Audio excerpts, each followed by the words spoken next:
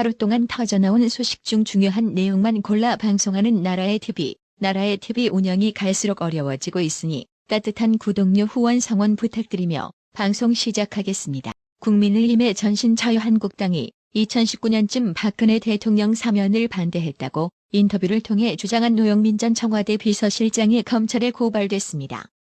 법치주의 바로 세우기 행동연대, 약칭 법사련은 지난 9일 노영민 전 실장을 정보통신망법상 허위사실 적시에 의한 명예훼손 혐의로 서울중앙지검에 고발했습니다.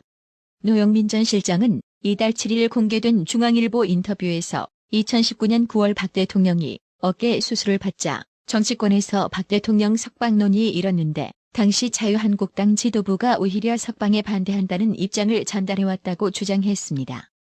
그러면서 문재인이 당시 사면할 뜻이 있어서 야당의 의견을 청취한 것은 아니었다. 야당 지도부와 여러 얘기를 나누는 과정에서 반대 뜻을 전달받은 것이라고 설명했습니다. 법사련은 당시 자유한국당 지도부였던 황교안 전 대표, 나경원 전 원내대표가 노영민 전 실장 주장을 정면 반박하는 점, 노영민 전 실장이 지도부 실명을 밝히지 못하고 있고 구체성이 부족한 점을 종합했을 때 허위사실로 당시 지도부의 명예를 훼손했다고 고발 취지를 밝혔습니다. 지난 10일 가장 많은 관심을 얻은 뉴스가 대장동 관련 첫 재판 소식인데요. 대장동 개발 특혜 의혹 사건으로 구속 기소된 화천대유 대주주 김만배 씨 측이 성남도시개발공사에 최소 1,827억 원의 손해를 끼친 배임 혐의를 부인하면서 당시 성남시장이던 이재명이가 안정적 사업을 위해 지시한 방침에 따른 것이라고 주장했습니다. 결국 그동안 김만배가 언급해왔던 그분은 이재명이었던 겁니다. 해당 소식에 네티즌 무려 12,000여 명 이상의 환하여를 클릭하며 저들이 배임 혐의가 확정되면 이재명은 그럼 빼박이네? 검찰이 이래도 이재명을 소환 조사하지 않는다면 직무유기의 책임을 면하기 어려울 것이라고 hir난했습니다. 그렇습니다. 정권 눈치나 쳐보며 대놓고 국민 우롱하며 부실 수사한 검찰 일당들도 정권 바뀌면 인정사정 볼 것 없이 모조리 깜빵으로 쳐넣어야만 합니다. 국민의힘은 10일 대장동 사인방이 첫 재판에서 이재명 방침에 따랐을 뿐이라고 주장한 것을 계기로 대대적 대장동 특검 공세를 폈습니다. 이양수 국민의힘 선거대책본부 수석대변인은 이날 논평을 통해 실행자 김만배가 설계자 이재명이 이름을 언급했다며 몸통은 이재명이라는 자백이라고 주장했습니다. 이어 사실상 대장동에 기이한 배임성 계약을 이재명이가 만들었으니 몸통은 이재명이고 자신은 꼴이라는 자백으로 들린다며 검찰은 몸통을 수사할 의지를 잃었다. 전격적인 특검 수사를 요구한다며 대장동 특검을 주장했습니다. 추경호 원내 수석부대표도 이날 오후 국회 법사위 회의실 앞에서 열린 긴급의원 총회에서 국민의힘 전체 의원 명의로 특검 법안을 국회에 제출한 지 오늘이 만 110일 되는 날이다. 민주당이 장악한 법사위에서 아직 법안 상정조차 못하고 있다며 특검을 발족해 수사하면 20일에서 30일 만에라도 큰 가닥을 정리할 수 있다. 지금 바로 특검을 실시하도록 지시하라고 민주당을 압박했습니다. 추경호 원내 수석부대표는 이재명이의 복심 중에 복심이라는 정진상 선대위 비서실 부실장이라는 사람도 벌써 3번이나 검찰 소환 조사 일정을 미뤘다며 피의자를 비호하고 거짓말을 은폐하고 결국 소환에 협조하지 않게 하는 바로 그 사람이 범인이라고 질타했습니다.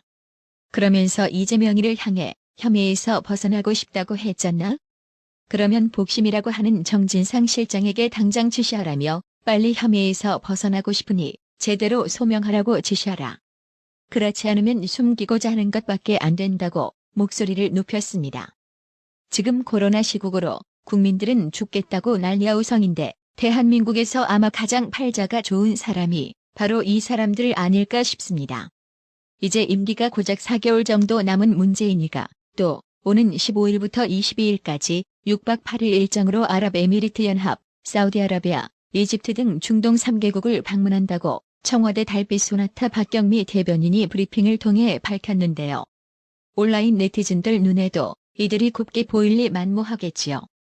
그래서 댓글 내용도 국민 세금으로 또 여행 가느냐며 차마 더 이상 소개하기 민망할 정도로 비판 일색입니다.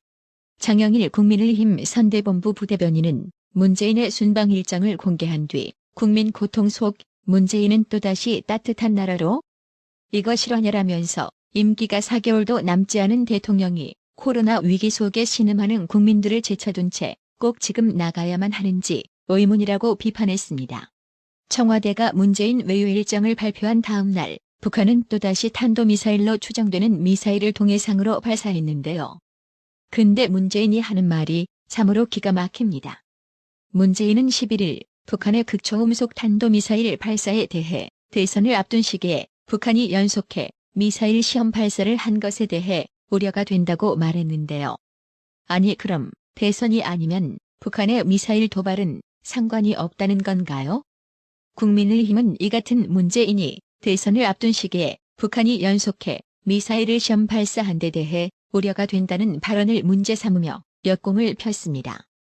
황교안 선대본부 대변인은 국민의 생명이 위협받고 국가의 안위가 걸린 미사일 도발에 대해 대통령이 한다는 말이 고작 대선을 앞둔 시기에 우려된다니 애써 북한의 도발을 평가절하하려고 하는 것인가라며 아니면 정권 내내 이어졌던 북한 발악기가 미사일 도발로 돌아오며 그 허상이 드러나니 국민의 심판이 두려운 도둑이 제발 저린 격인가라고 꼬집었습니다.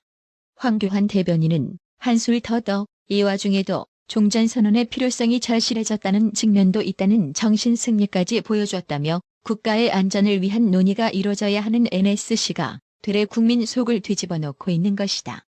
북한의 미사일 도발에 대한 오늘 문재인 정권의 행태는 종전선언의 필요성이 아닌 튼튼한 안보를 위해 그리고 우리 국민의 안전을 위해서라도 정권 교체가 필요함을 다시금 확인해 줬다고 했습니다. 한편 미국 국무부가 북한의 탄도미사일 발사를 규탄한다는 입장을 밝혔습니다.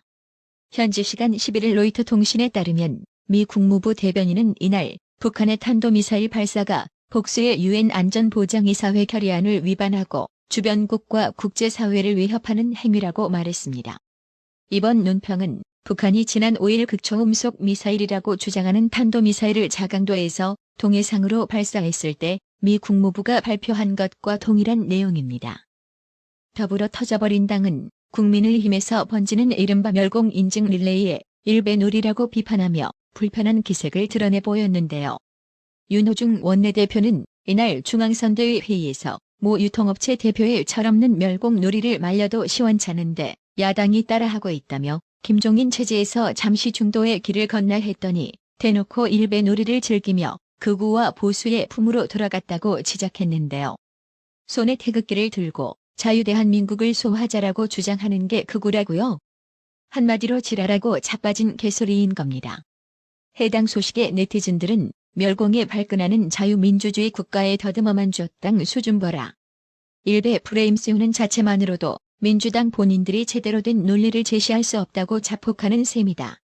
결론은 더불어민주당 X들은 다반수가 친북, 종북 스스로 인정하는 꼴이라며 좌파 너것들의 반일 친중은 괜찮단 말이지라고 비꼬았습니다. 멸공 이야기가 나와서 짧은 논평 하나만 하고 가겠습니다. 안 그래도 지금 대한민국에서는 유상스러운 일이 벌어지고 있는데요. 광화문에서 김일성 만세는 되고 SNS에선 멸공은 금지어가 되어버리고 전두환 회고록은 출판 금지고 김일성 전집은 허용되고 지금 대한민국이 소멸의 멸공 위에 세운 나라 맞습니까? 국내 멸공 바람으로 친북, 종북, 주사파들이 부글부글거리고 있는 꼬락서니를 보노라니 이 좌파리들은 독립운동만 중요하고 북괴, 중공군과 맞서 싸우며 지켜낸 자유수호에 대한 피와 눈물은 아주 하찮게 생각하나 본데요. 시대가 아무리 흘러도 대한민국을 호시탐탐 적화 세력으로 처만들려는 북괴를 추종하는 세력이 존재하는 한 이념전쟁은 절대 사라지지 않는 겁니다. 윤석열 후보가 11일 북한이 핵을 탑재한 미사일을 발사할 경우 선제 타격밖에 막을 수 있는 방법이 없다고 주장했습니다.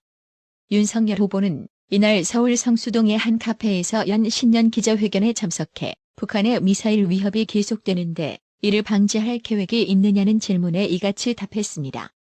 윤석열 후보는 북한이 5일에도 마하5 이상의 극초음속 미사일을 발사했다며 마하5 이상으로 핵을 탑재한 미사일이 발사되면 수도권에 도달해 대량 살상하는 데 걸리는 시간은 1분 이내라고 설명했습니다.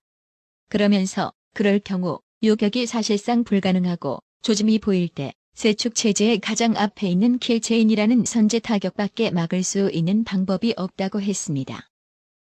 그러자 더불어 터져버린 당은 11일 윤석열 후보가 북한의 핵미사일 도발 대응 방안으로 선제 타격을 언급한 것에 대해 전쟁광, 망언 등 표현을 써가며 맹비난을 가했습니다. 특히 국내 멸공바람에 유난히 민감한 반응을 보이던 윤호중 원내대표는 또다시 이날 국회에서 열린 의원총회에서 윤석열 후보를 겨냥해 정말 호전적인 지도자도 이렇게 대놓고 군사행동에 대한 이야기를 한 적이 없다며 국민 불안을 끼치지 말고 대한민국에 대한 최소한의 애국심이 있다면 우리 국민들 7천만 민족을 전쟁으로 끌고 가는 이런 발언은 취소돼야 마땅하다고 말했습니다. 김용민 최고위원은 자신의 페이스북을 통해 전쟁광도 아니고 이게 무슨 망언인가라며 멸공 주장을 하더니 이제는 멸국을 하려는 것 같다고 밝혔습니다. 해당 소식에 네티즌들은 전쟁광? 천벌? 어째 위쪽 동네 북괴 중앙방송 말투와 닮아가는 것 같다라며 북한이 미사일 쏘면 2분 이내에 서울 불바다인데 가만히 앉아서 죽겠구나. 그렇지? 민주당을 하고 비꼬았습니다. 국민의힘은 11일 윤석열 후보의 대북 선제 타격 발언을 겨냥한 여권의 공세에 대해 후보의 발언이 잘못된 것이라면 북한이 우리 국민을 죽음으로 몰고 가도 그냥 있으라는 거냐고 맞받았습니다. 원일이 국민의힘 선대본부 대변인은 이날 논평을 통해 북한이 핵탄두 장착 미사일을 발사하려는 징후가 포착되면 킬체인으로 선제 타격을 하는 것이 북핵 미사일을 막을 수 있는 유일한 방법이라며 이같이 말했습니다. 원일이 대변인은 극초음속 미사일은 1분 이내에 남한에 도달하는 가공할 무기라며 현재의 한국형 미사일 방어 시스템 KAMD로는 요격이 거의 불가능하다는 것이 냉정한 평가라고 지적했습니다. 그러면서 말로만 평화를 외치면 국민의 불안이 가실 것인가라며 지도자는 그 어떤 경우라도 우리 국민의 희생을 막겠다는 강력한 의지를 가져야 하고 그런 지도자와 군을 믿고 국민은 두 발 뻗고 잠을 자는 것이라고 강조했습니다.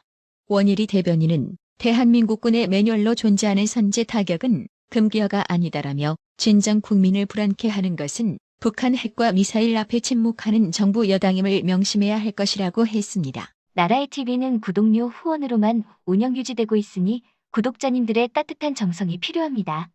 항상 뉴스 전달 방식에 노력하는 나라의 TV가 되겠습니다. 구독 그리고 알람 설정, 뉴스 영상 내용이 좋았다면 좋아요를 클릭해주세요.